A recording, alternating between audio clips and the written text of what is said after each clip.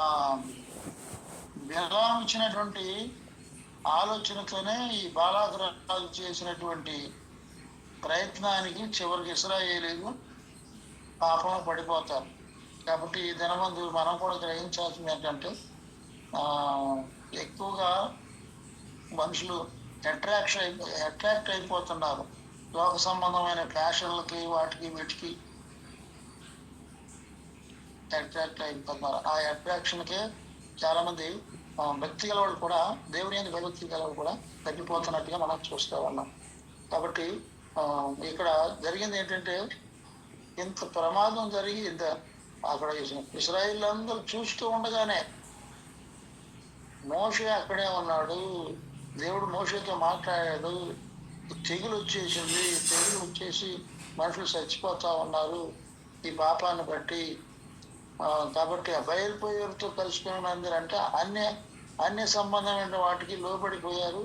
వాళ్ళ మాటలు విని అక్కడ బళ్ళు అర్పించిన దానికి భోజనాలు చేసేసారు. అక్కడ దేవతలకు అర్పించిన దాన్ని భోజనం చేసేసారు వాడు. దాన్ని బట్టి ఆ పాపాన్ని బట్టి దేవుని కోపం వచ్చేది. దేవుని కోపం రగిలినప్పుడు మనుషులు తెగులతో చచ్చిపోతా ఉన్నారు.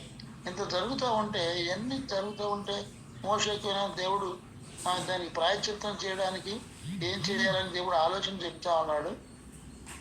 ఎంత జరుగుతున్నా ఒకడు ఏం చేశాడంటే, ఇశ్రాయేలులోనే ఒకడు ఆ మిద్యాను స్త్రీని ఒక దాన్ని తీసుకుని తన గుడారంలోకి వెళ్ళిపోయాడు. అందరూ చూస్తుండగానే అది అందరి కన్నుల్లో పడింది.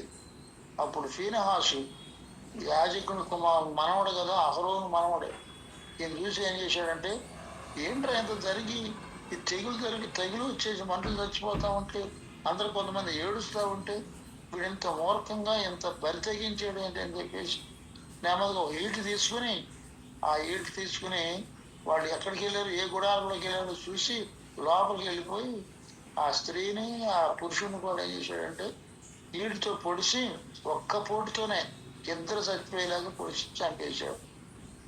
దానికి దేవుడు అనేది ఏంటంటే, నేను ఓరవలేని దానిని అతను ఓరవలేకపోవటం వలన నా కోపం మళ్లించాడు. కాబట్టి నేను ఈ యొక్క ఫీనెహాసుతోనే ఒక నిబంధన చేస్తాను. ఏమి నిబంధన అంటే, అతనితో నేను నా సమాధాన నిబంధనను చేయుచున్నాను. అది నిత్యమైన యాజక నిబంధనగా అతనికిని అతని సంతానమునకును కలిగి ఉండును. ఏలయనగా అతడు తన దేవుని విషయమందు ఆసక్తి గలవాడై ఇశ్రాయేలు నిమిత్తము ప్రాయశ్చిత్తము చేశాను అని దేవుడు అతనితో నిబంధన చేసినట్టు కనబడుతుంది.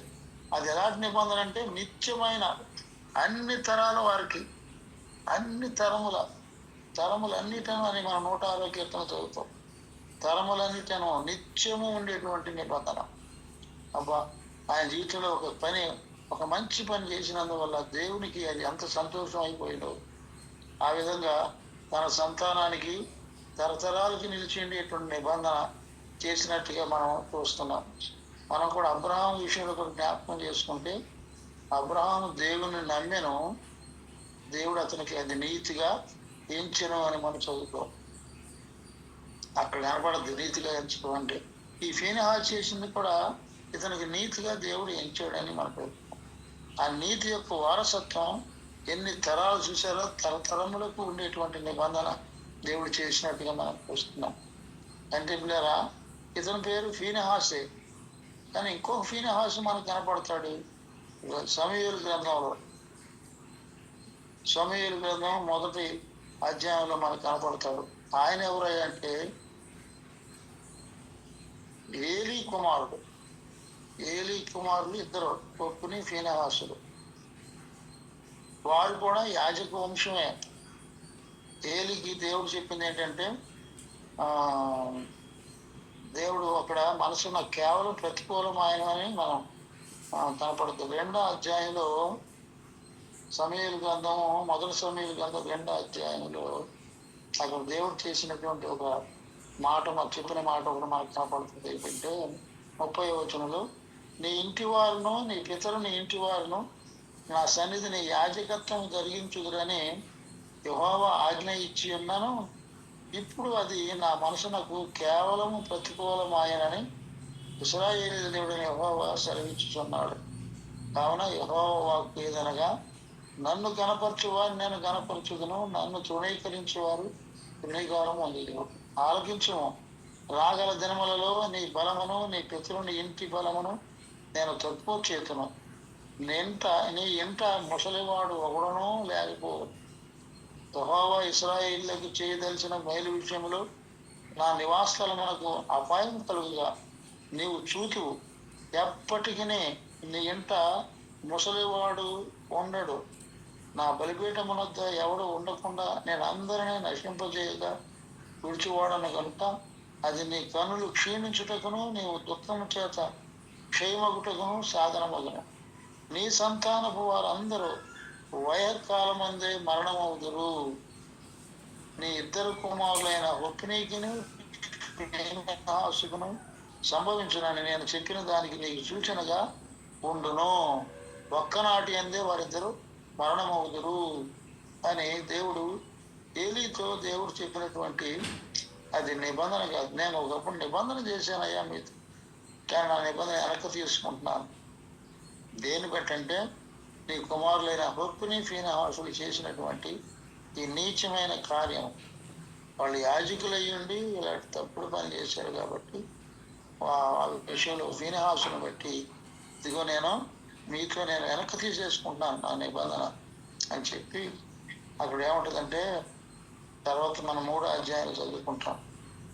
ఏమనుకుంటామంటే అడుక్కు తినేవాళ్ళు అయిపోతారు అని అంటాడు. అడుక్కు తినేవాళ్ళు అయిపోతారు. యాజకుల ఇంటికి వెళ్ళి అక్కడే ఉంటుంది చూడండి 36వ వచనంలో 2:36 ఉంటుంది. అంటే అయితే నీ ఇంటి వారిలో శేషించిన వారు ఒక వెండి రోకనైనను రొట్టె ముక్కనైనను సంపాదించుకోవడం వల్లని అతని ఎద్దుకు వచ్చి దండం పెట్టి నేను రొట్టె ముక్క తిన్నట్లుగా దయచేసి యాజకుల ఉద్యోగములలో ఒక దాని మీద నన్ను ఉంచుమని అతని వేడుకొందురు. చూసారా వీళ్ళ స్థితికి అప్పుడు ఎంత సమృద్ధిగా ఉండేది. దేవుడు వారికి అలాంటి యాజకత్వ పని అప్పగించారు. కానీ దాంట్లో ఈ ఫీనెహాసు చేసినటువంటి లేదా హొప్ని ఫీనెహాసు ఇద్దరు చేసినటువంటి పాపమే. కానీ మన ఫీనెహాసుని ఎందుకు జ్ఞాపకం చేసుకుంటున్నాం అంటే ఫీనెహాసు భార్య చనిపోయే ముందు ఏముంటుందంటే ఫీనెహాసు భార్య 4వ అధ్యాయంలో మనకు కనపడుద్ది. వీరు యాజకత్వం చేస్తున్నప్పుడే ఫిలిస్తీన్లు ఇశ్రాయేలు మీద యుద్ధానికి రావడం, అప్పుడు మందసం పట్టబడటం. ఆ మందసం ఎప్పుడైతే ఈ ఫిలిస్తీన్లు పట్టుకుపోయారో సరిగ్గా ఫీనెహాసు భార్య ఆమె గర్భంతో ఉంటుంది, కనేటువంటి టైం అది. ఈ మాట వినగానే మందసం పట్టబడిపోయింది. వాళ్ళ మామగారిని ఏలి కూడా చనిపోయాడు. తన పెనిమిటి కూడా అక్కడ యుద్ధంలో చనిపోయాడు, చంపబడ్డాడని తెలిసి తనకు ముఖ్యంగా ఏంటంటే వీళ్ళు చనిపోయిన దానికంటే దేవుని మనసం పట్టబడింది అనగానే ఆమె కృంగిపోయి కిందకి కుంగిపోయి వెంటనే ఆమె కనేస్తుంది, బిడ్డను కనేస్తుంది. ఆ బిడ్డకి అన్నప్పుడు ఆ బిడ్డకి ఏకాబూద్ అని పేరు పెట్టినట్టుగా మనం చూస్తాం 22వ వచనంలో 4:22. ఏంటో ఏకాబూద్ అంటే ప్రభావము. దేవుని మనసం పట్టుబడిపోయినందున ప్రభావం ఇశ్రాయేలులో నుండి చెరపట్టుబడిపోయినని ఆమె చెప్పారు. ఆమె కూడా చనిపోద్ది. కాబట్టి పిల్లరా ఈ ఫీనెహాసు మరి ఈయన కూడా ఒక యాజకుడే, దేవుని చేత నియమించబడిన వాడే. కానీ తాను చేసినటువంటి ఈ బలీయమైన దాన్ని బట్టి తన ఇంటి వారికి తరతరాలకి దేవుడు ఇచ్చినటువంటి దీవుని లేకుండా చేశాడు ఈ ఫీనెహాసు. కానీ అక్కడ అహరోను మనవుడైనటువంటి ఎలియాజరు కుమారుడు ఫీనెహాసు ఏమో తను చేసిన ఒక మంచి పనిని బట్టి తన సంతానానికి తరతరాలకి నిలిచి ఉండేటువంటి దీవెన ఆశీర్వాదాన్ని తను సమకూర్చుకున్నట్టుగా మనకు కనపడుతుంది. ఇక్కడ భూమి మీద మనం ఏ పేరు కలిగిన వారికి ఉంటే ఉండవచ్చును, కానీ ఇక్కడ మనం గ్రహించాల్సింది ఏంటంటే ఆయన పేరు ఫీనెహాసే, ఈయన పేరు ఫీనెహాసే. కానీ ఈ ఫీనెహాసు ఏమో తన సంతానానికి నిత్యము ఉండేటువంటి దీవెన, తరతరములన్నిటిలో ఉండేటువంటి దీవెన సంపాదించుకున్నాడు. ఈయనేమో ఉన్న దీవెన్నే పోగొట్టుకుని ఒక విధంగా అడుక్కు తినేవాళ్ళగా అయిపోయాడు. అది మనం గ్రహించాల్సింది ఏంటంటే కీర్తన 106:31 నిత్యము తరములన్నిటినూ అతనికి అతని నీతిగా పెంచబడి, అంటే శాశ్వతమైన దీవెన. ఎన్ని తరాల వరకు అంటే అబ్బా ఎంత మనకి ఈ ఫీనహాస్ గురించి నేర్చుకుంటున్నాం. ఆ ఫీనహాస్ ఏమో ఉన్నది పోగొట్టుకున్నాడు, ఈ ఫీనహాస్ ఏమో దేవుని, ఇది మనుషులు ఇచ్చినటువంటి దీవెన కాదు, ఇది దేవుడు చేసినటువంటి నిబంధన. కాబట్టి పేరు మనం కూడా జీవిస్తున్నాం, దేవుని విశ్వాసం ఉంచాం. ఒక విధంగా మరి మన పితరులు కూడా దేవుని నమ్మిన వారు అయి ఉండొచ్చు, లేదా నీతోనే ఈ యొక్క విశ్వాసం ప్రారంభించవచ్చు. మరి మనం మన పిల్లలకి ఏమి నిలిపి ఉంచుతున్నాం? ఎల్లప్పుడూ ఉండేటువంటి, నిత్యము ఉండేటువంటి దీవెన మనం దానికి కారకులుగా ఉంటున్నామా, లేకపోతే పునాది పోగొట్టేలాగా ఉంటున్నామా? ఎందుకు ఈ ఫీనహాస్ అలా కూర్చోడంటే అయ్యగారు చెప్తూ ఉంటారు కదా, శరీరాశ, నేత్రాశ, జీవ కుటుంబం అనేది ఈ మూడే మనిషిని పాడు చేసేది. ఏ విషయాల్లో మనకి మనకు బైబిల్ ఇంకోటి కనపడుద్ది. ఎవరు? గెహజీ గురించి. గెహజీ అక్కడ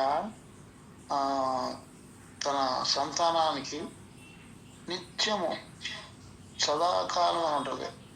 సదాకాలం ఇంట్లో కుష్ఠవ్యాధి అలా నిలిచి ఉంటుందని అక్కడ మనం ఆ శాపం ఎలీషా మాట్లాడినట్టుగా మనం చూస్తాం. 2వ రాజుల గ్రంథంలో కనపడుద్ది కదా, సదాకాలం ఉంటుంది. ఎందుకు అంటే నువ్వు చేసినటువంటి ఈ యొక్క పనిని బట్టి నీకు సదాకాలం, ఏంటి కుష్ఠవ్యాధి అంటే సదాకాలం ఉండేటట్టుగా చేపించబడినట్టుగా మనం చూస్తాం.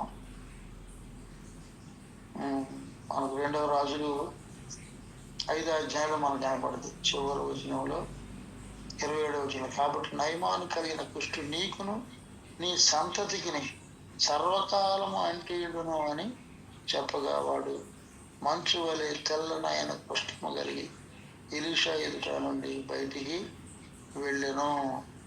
లేదా చూడండి, ఈ యొక్క గెహజీ తను ఎంతో సమర్పణతో తన ఇల్లు వదిలిపెట్టి, తన ఊరు వదిలిపెట్టి, తన ప్రాంతం, తన ప్రజల బంధువుల మధ్య నుండి వచ్చేసాడు. ఎంతో ఆశతో వచ్చాడు. ఎలీషా శిష్యుల్లో ఒకటిగా చేరాడు భక్తి కొరకు.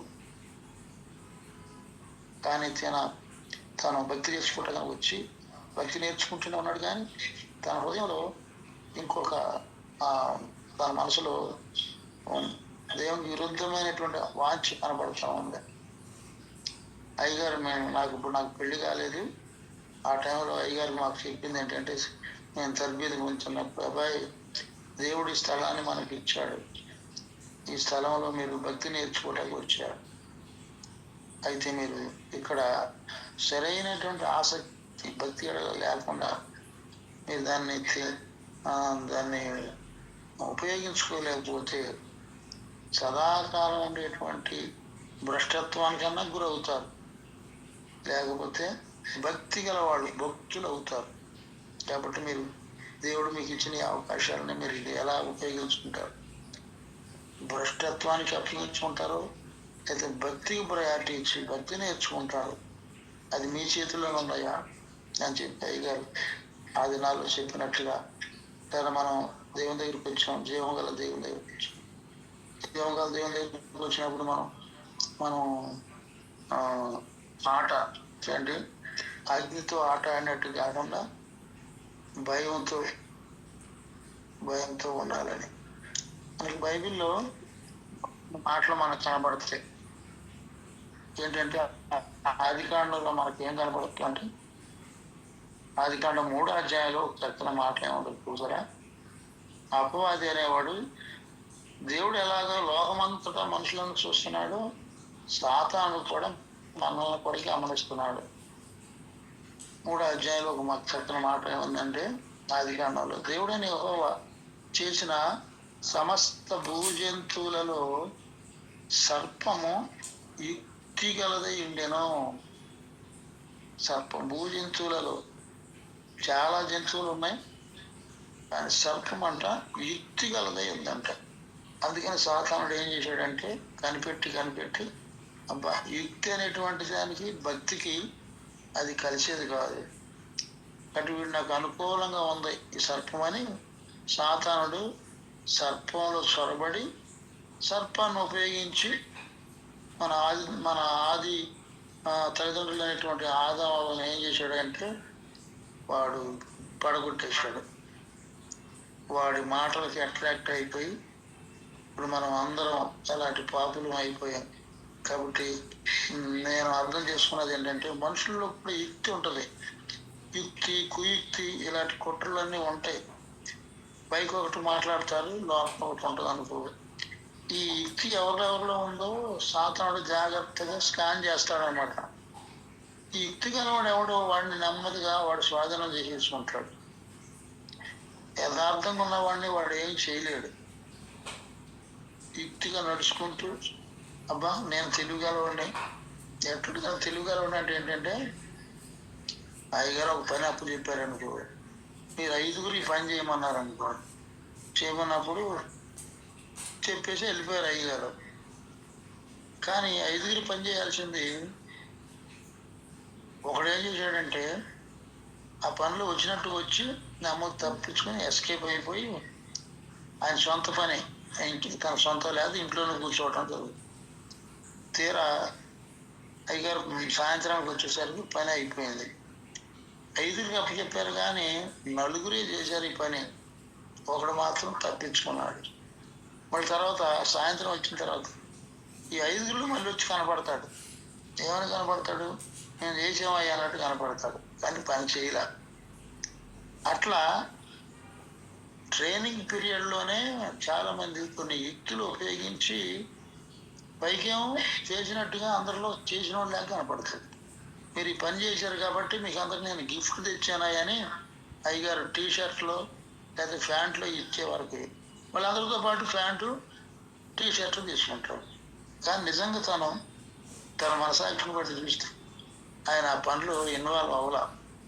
అట్లా కొంతమంది ట్రైనింగ్లో ఉన్నప్పుడే అప్పుడే యుక్తిగల ఆలోచనతో తప్పించుకునే వాళ్ళని చేసేవారు. నేను చూస్తున్నాను చాలామందిని అలా యుక్తిగా నడుచుకున్న వాళ్ళు భక్తులు వర్దెల్లా వాళ్ళ సేవలు కూడా వర్దెల్లు నష్టపోయారు. కాబట్టి పిల్లరా మనం ఎన్నడూ కూడా యుక్తికి భక్తికి పొత్తు కుదరదు, మనం ఉపయోగించుకోవాలి. నేను ఎందుకు మీకు గుర్తు చేస్తున్నానంటే తరములన్నిటను నిత్యము తరములన్నిటను అబ్బా తరములన్నిటంటే ఎన్ని తరాలు ఉంటాయో తెలియదు, అన్ని తరాల వారికి కూడా తన నీతిట ఎలాంటి సమాధాన నిబంధన అని అనుకుంటున్న ఆశీర్వాదకరమైన నిబంధన కారకుడయ్యాడు ఫీనెహాసు. మరి ఇంకో ఆయన పేరు కూడా ఆయన కూడా ఫీనెహాసే, ఆయనకు కూడా లేవి కుటుంబీకుడే. కానీ ఆయన ఏం చేశాడంటే ఉన్న దీవునే పోగొట్టి తన సంతానానికి వారు అడుక్కు తినేలాగా అవడానికి కారకుడయ్యాడు. మనకి 109వ కీర్తనలో ఉంటుంది. 109వ కీర్తనలో ఎవరి గురించి అంటే అది ప్రవచనం ఇస్కరియోతు యోధా గురించి మనం చదువుకుంటాం. ఇస్కరియోతు యోధా గురించి 109వ కీర్తనలో తను చేసిన పాపాన్ని బట్టి 8వ వచనం చదివితే వాని జీవిత దినములు బుద్ధివగును గాక, వాని ఉద్యోగము వేరొకడు తీసుకును గాక, వాని బిడ్డలు తండ్రి లేని వారగురు గాక, వాని భార్య విధవరాలగును గాక, వాని బిడ్డలు దేశదిమ్మలై భిక్షమెత్తుదురు గాక, పాడుపడిన తమ ఇండ్లకు దూరముగా జీవనం వెతుకుదురు గాక, వాని ఆస్తి అంతయు అప్పుడు వారు ఆక్రమించుకుందురు గాక, వాని కష్టార్జితమును పరులు దోచుకుందురు గాక, వానికి కృప చూపు వారు లేకపోదురు గాక, తండ్రి లేని వాని బిడ్డలకు దయచూపు వారు ఉండకపోదురు గాక, వాని వంశము నిర్మూలన చేయబడును గాక, వచ్చు తరమునందు వారి పేరు మాసిపోవును గాక, వాని పితరుల దోషము యెహోవా జ్ఞాపకములో ఉంచుకొనును గాక, వాని తల్లి పాపం వారి తల్లి పాపం తుడిపెట్టబడక ఎండును గాక. ఆయన వారి జ్ఞాపకమును భూమి మీద నుండి కొట్టివేయనట్లు ఆ పాపములు నిత్యము యెహోవా సన్నిధిని కనబడుచుండును గాక. ఎలాగనగా కృప చూపవలనన్న మాట మరిచి శ్రమనొందిన వారిని, దరిద్రుని, నలిగిన హృదయం గల వారిని చంపవలనని వాడు అతని తరిమెను. అంటే ఈ చేసిన పని ఏంటంటే ప్రభుతోనే ఉండి, పరిశుద్ధులైన దేవునితోనే ఉండి, శిష్యుడిగా తీరుతూ సమీపంగా ఉన్నట్టుగా ఉండి, తన హృదయంలో మాత్రం చాలా వ్యక్తిగల ఆలోచనతో ద్రోహం చేశాడు, నమ్మక ద్రోహం చేశాడు, ప్రభువునే అప్పగించాడు. ఆయన చేసిన పని అది. కాబట్టి తన చూడండి ఎలాంటి శాపం వచ్చిందంటే, తన ఇంటి వారికి, తన సంతానానికి, తన పిల్లలు ఎలా తండ్రి లేని వారు అయిపోతారు, తన భార్య ఎలా విధవాలు అయిపోతారు, తన బిడ్డలు దేశదిమ్మరులై భిక్షమెదుదురు గాక, పాడుబడిన తమ ఇండ్లకు దూరముగా జీవనం ఎదుగుదురు గాక. ఇవన్నీ ఇస్కరియోతు గురించి రాయబడిన లేఖన భాగాలు. ఎందుకు అంటే ఆయన చేసిన ఒక మరి ప్రభు ఏమన్నాడు, నన్ను అప్పగించు వానికి ఎక్కువ తనకి అతను పుట్టకుండా ఉంటే మంచిది అన్నాడు ప్రభు. ప్రభుతోనే ఉండి, ప్రభుతో సహవాసం చేస్తూ, ప్రభు పక్కనే ఉండి, ముఖ్యంగా ప్రభు అందరూ ఇచ్చిన కానుకలు అతని దగ్గరే ఉంటూ కూడా నమ్మక ద్రోహం చేస్తూ చివరికి ప్రభుని అప్పగించిన సందర్భాన్ని బట్టి, తను చేసినటువంటి ఈ దుష్క్రియను బట్టి తన సంతానానికి ఎలాంటి శాపం వచ్చింది చూసారా. కాబట్టి ఫీనహాసు జీవితం చూస్తే తను కూడా అలాగే తన సంతానానికి దీవెన లేకుండా చేసుకున్నాడు. ఇంకొక ఫీనహాసు మనకి ఎవరు, అహరోను మనవడు ఎలియాజరు కుమారుడు అని ఫీనహాసు అయితే తరములన్నిటను దీవెన నిలిచి ఉండేటట్టుగా, ఎప్పటికీ ఆ దేవుని నిలిచి ఉండేటట్టుగా దేవుని ఎదుట తను చేసినటువంటి ఒక మంచి పనిని బట్టి దేవుడు అతనితో అలాంటి నిబంధన మనం చేసినట్టుగా మనం చూస్తాం. కాబట్టి పిల్లలు మనకు దేవుడు ఇచ్చిన ఈ ఒక్కటే జీవితం, ఈ ఒక్క జీవితంలో మన పిల్లలకి ఒకవేళ లోకం తెలిసి ఉంటే మరి దీవెనకు కారకులుగా ఉంటామా లేదా శాపానికి కారకులుగా ఉంటామా, మనం సరిగా చూసుకొని పరీక్షించుకొని సిద్ధపరుచుకుంటే, అయ్యగారు ఎప్పుడు చూసినా శాపల పూటలు ఆయన చెప్పేది ఏంటంటే, అబ్బాయి ఇప్పటి వరకు జరిగింది అంటే జరిగిపోయింది. దేవుడు అవన్నీ ఎత్తడు. నువ్వేం చేసావు, అట్ట కదా ఇట్ట కదా అని దేవుడు ఎన్నడూ ఎంచడు. ఈ దినము నుండి ఎప్పుడు ప్రభుకి ఈ దినమే నిబంధన చేసుకో దేవునితో. ఊరందరూ చెప్పక్కర్లా, ఎవరితోనూ చెప్పక్కర్లా, నీ మనసులో నీ హృదయంలో ఒక నిబంధన చేసుకో, అంతే.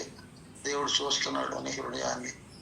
దాంతో ఇక గత జీవితానికి ఒక నమస్కారం పెట్టేసి, ఈ దినం నుండి ప్రభా నేను నీతో నిబంధన చేస్తున్నాను, ఇక నేను ఎన్నడూ వెనక్కి తిరగను ప్రభు, ఈ దుష్టమైన జీవితానికి నేను తలవంచను ప్రభు, ఇక చాలు ప్రభా, ఇప్పుడు ప్రభా యుక్తిగా బ్రతికాను ఆయన, ఈ యుక్తి వద్దని ఆయన అని దేవునితో నిబంధన చేసుకుని ప్రభు క్షమించి కృప చూపించి నీ కొరకు దాచించిన కృపలన్నీ నీకు నీ సంతానానికి ఇస్తా చేసుకునే నిబంధనని ఎప్పుడు అయ్యారు. ప్రతి నెల సేవకుల కూటంలో తప్పకుండా ఈ అవకాశం ఇస్తానే ఉన్నారు. నేను అనుకుంటున్నాను సేవకులనే కాదు, ప్రతి వారికి దేవుడు ఇచ్చే అవకాశం. ఈ దినమే మన దినం, రేపటి దినం మనది కాదు, రేపు ఏం జరుగుతుందో మనకు తెలియదు. కాబట్టి ప్రభు మనకి ఇచ్చిన సమయం ఉన్నప్పుడే మనకు మంచి నిబంధన చేసుకుని దేవుని హత్తుకుంటే, రూతు ఏమని చూసారా, అత్త నన్ను ప్రతినాడు నేను నీతోనే ఉంటాను, నీ దేవుడే నా దేవుడు, నువ్వు ఎక్కడ చనిపోతావు నేను కూడా ఎక్కడ చనిపోతాను, నీ జనమే నా జనమే అని చెప్పి అక్కడ ఏముంటుందంటే ఆమె హత్తుకుంది అని ఉంటుంది. అంతే, ఆమె జీవితం యొక్క ఆ చరిత్ర మారిపోయింది. ఎట్లా మారిపోయింది చూసారా, ఆశీర్వాదకరంగా మారిపోయింది. తన తోడి కోడలే కానీ ఆమె వెనక్కి తిరిగి వెళ్ళిపోయింది. ఆమె చరిత్ర మళ్ళీ ఎక్కడో మనకు కనపడదు, బైబిల్లో కనపడదు చూసారా. కాబట్టి మనం దేవునితో చేసుకునే నిబంధన మనల్ని ఆశీర్వాదకరంగా చేస్తుంది. కాబట్టి పిల్లలు మనం దేవునితో నిబంధన చేసుకుందాం. ఇప్పటికైనా ప్రభు ఎప్పటికప్పుడు చూడండి, ఆ పాపాత్మరాలుగా ఆమె ప్రభు దగ్గర తీసుకుని రాబడినటువంటి రాళ్లతో కొట్టి చంపడానికి ప్రజలందరూ, ఆ ఊరులందరూ తీసుకొస్తారు. ఎవరు ఆమె మీద ఒక్క రాయి వేయరు. ప్రభు తలలేపు చూసేసరికి ఆమె ఒక్కతే కనబడుతుంది. అమ్మా, వీళ్ళందరూ ఎవరు నేను శిక్ష విధింపలేదా? నేను కూడా నీకు శిక్ష విధింపనమ్మా, ఇక నువ్వు పాపం చేయద్దమ్మా అని చెప్పాడు. ప్రభు ఎంత కనికరం గలవాడు. అంతే, ఆమె జీవితంలో ఇక అదే చివరి రోజు అనుకుంది. కానీ దేవుడు మరలా బ్రతికినిచ్చాడు.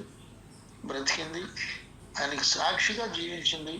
తర్వాత ఆమె చరిత్ర ఎంత ఆశీర్వాదకరంగా మారింది. కాబట్టి మనకి బైబిల్లో అలాంటి దృష్టాంతాలు మనకు చాలా మంది కనబడతాయి.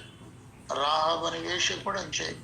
ఒకప్పుడు వేశ్య, కానీ దేవుని బిడ్డలు పరిచయం అవగానే వారితో నిబంధన చేసుకుంది. అంతే, రాహాబు జీవితం కూడా ఆశీర్వాదకరంగా మారిపోయింది. లేదా మనం కూడా దేవునితో మనం నిబంధన చేసుకుంటాం. ఎవరికి ఊరందరికి చెప్పి పైకులు చెప్పక్కర్లా, నీ మనసులో చేసుకుంతే. ప్రభా, నీవే కావాలి కదా, ఈ లోకంలో నీవు తప్ప నాకు ఇంకేది వద్దు ప్రభా అని ఆయనతో గట్టిగా నిత్య నిబంధన చేసుకుంటే, మనసు కుదుర్చుకుంటే ప్రభు మనకి కృప చూపుతాడు. ఆ కృపను మనందరం పొందుకుందాం. చిన్న ప్రార్థన చేసుకుందాం. పరిశుద్ధుడ, ప్రేమగల ప్రభు, మీ నామమున స్తోత్రాలు. ఈ ఉదయకాలం కొరకు వందనాలు. నేను అయోగ్యుడు అనుకునేవా, నా బ్రతుకు కూడా అలాగే బుద్ధిహీనుడిగా నిన్ను ఎరిగి ప్రభా ఎలాంటి నీచమైన నేను బ్రతికినప్పటికీ నీవు నన్ను క్షమిస్తూ ఇప్పటి వరకు కృప చూపుతూ వచ్చావు ప్రభా. నిజంగా నా బుద్ధిహీనతను బట్టి, నా చేసిన పాపమును బట్టి శిక్షిస్తే నేను ఎప్పుడో మొన్న అయిపోయేవాడిని ప్రభా. అని నీ దయని బట్టి, నువ్వు నీ కనికిలను బట్టి ప్రభా నన్ను త్వరలు బ్రతికించావు. మీకు వందనాలు ప్రభా. మీకు స్థుతులు ఉన్నాయి. నా ఇక నుండి అయినా నువ్వు ప్రభా నాయన నీతో ప్రభా నిత్య నిబంధన చేసుకుని నా నుండి ఒకవేళ లోకం ప్రభా ఉంటే నా సంతానానికి ఆశీర్వాదకరమైన తండ్రిగా, ఆశీర్వాదకరమైనటువంటి ప్రభా హేతువుగా నేను ఉండటానికి నాకు సహాయం చేయాలి ప్రభా. నీ వాక్యంలో దృష్టాంతాల కొరకు వందనాలు ప్రభా. ఇవన్నీ మేము బుద్ధి తెచ్చుకోవడం కొరకే కదా రాసి ఇస్తున్నాం. బుద్ధి తెచ్చుకోవడానికి ప్రభా మాకు సహాయం చేయమని యేసు నామమును బట్టి అడుగుతున్నాను తండ్రి. ఆమేన్.